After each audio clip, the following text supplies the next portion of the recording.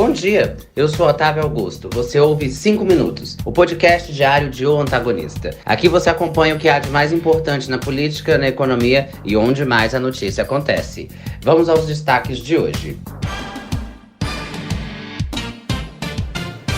Aumenta a expectativa de crescimento do PIB brasileiro, que pode superar 3% neste ano. Após o Ministério da Fazenda revisar a estimativa, a OCDE dobra a tendência de crescimento da economia. Copom divulga taxa de juros nesta quarta-feira. E mais, na ONU, Lula critica a desigualdade mundial e repete: o Brasil voltou. Eu abro este episódio com uma pergunta. Você acredita que a economia brasileira crescerá acima de 3% este ano? No Ministério da Fazenda, a expectativa é que a alta ultrapasse este patamar. A projeção de crescimento do PIB deste ano foi de 2,5% para 3,2%. O dado consta no relatório do Boletim Macrofiscal. Em Nova York, o ministro da Fazenda, Fernando Haddad, voltou a prometer a um grupo de empresários que o crescimento do Produto Interno Bruto neste ano vai ser superior a 3%. Na mesma esteira, a Organização para a Cooperação e Desenvolvimento Econômico, a OCDE, dobrou a estimativa de crescimento do Brasil em 2023, que passou para 3,2%. Essa é a terceira alta seguida. A estimativa divulgada em junho era de 1,7%, e em março a estimativa era de uma alta de 1%. Em relatório, a OCDE afirma que entre as economias emergentes do G20, que são os 20 países mais ricos do mundo, as surpresas de crescimento têm sido em sua maioria positivas neste ano, especialmente no Brasil, ajudado por resultados agrícolas favoráveis relacionados ao clima. De São Paulo, o editor de economia de O Antagonista, Rodrigo Oliveira, comenta o assunto. Essa revisão do PIB para 2023 do governo já era esperada, né? O mercado financeiro já vem revisando para cima os números de crescimento econômico do país para esse ano de 2023, principalmente aí depois dos bons números que a gente teve com o agronegócio aí no primeiro semestre todo, né? No primeiro trimestre o número foi muito forte, o crescimento do agronegócio foi muito significativo. No segundo trimestre um pouquinho menor, mas ainda assim em cima de um número muito alto do primeiro trimestre. E aí isso vai ter um carrego estatístico para o resto do ano, para fazer com que o PIB seja um PIB acima daquilo que estava esperado, né? O governo aí vai ficar com um PIB esperado acima de 3% e o mercado financeiro em geral, aí, grandes bancos, apontando para algo próximo de 3%. De qualquer forma, um número muito positivo para a economia brasileira. A expectativa é que haja uma desaceleração do PIB nos próximos trimestres, mas mesmo assim o resultado do primeiro semestre desse ano deve garantir um PIB mais forte para a gente nesse ano de 2023.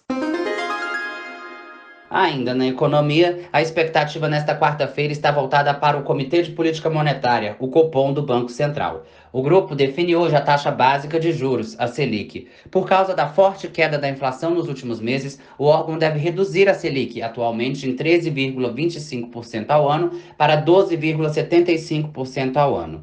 Se confirmado, esse será o segundo corte desde agosto, quando a autoridade monetária interrompeu o ciclo de arroxo iniciado em 2022. Rodrigo Oliveira volta aos 5 minutos para comentar. Vamos ouvir. A decisão do Copom para essa quarta-feira deve ser em 0,5, um corte de 0,5 ponto percentual para a taxa Selic, o que vai levar a taxa Selic para 12,75.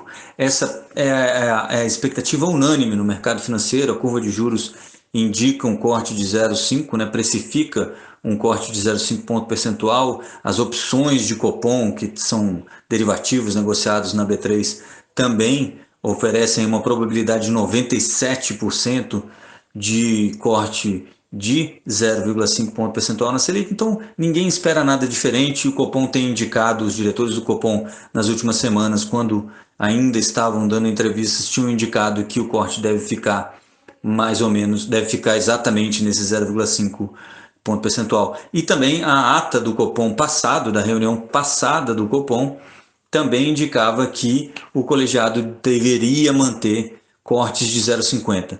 O mercado financeiro ainda precifica um corte de 0,75 na Selic em uma das próximas duas reuniões antes do fim do ano de 2023, mas mesmo assim o Copom deve comunicar lá para 6h30, quando soltar o comunicado do Copom de decisão sobre a taxa, de que vai continuar prestando atenção nos números e as decisões futuras devem obedecer à trajetória da inflação esperada aí, principalmente para 2024.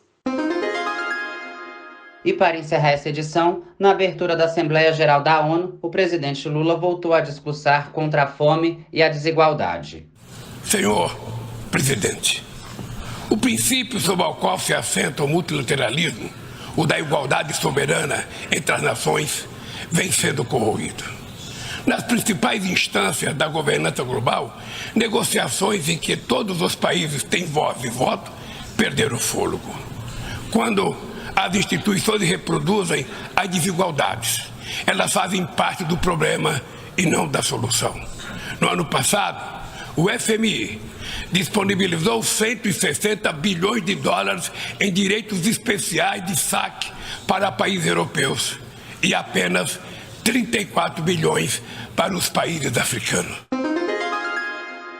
Como 5 Minutos adiantou no episódio de terça-feira, Lula defendeu que o Brasil voltou para o cenário internacional e afirmou que o país estará empenhado em ajudar a resolver os problemas mundiais. Nesta quarta-feira, Lula se encontra com o presidente norte-americano Joe Biden e com o presidente ucraniano Volodymyr Zelensky.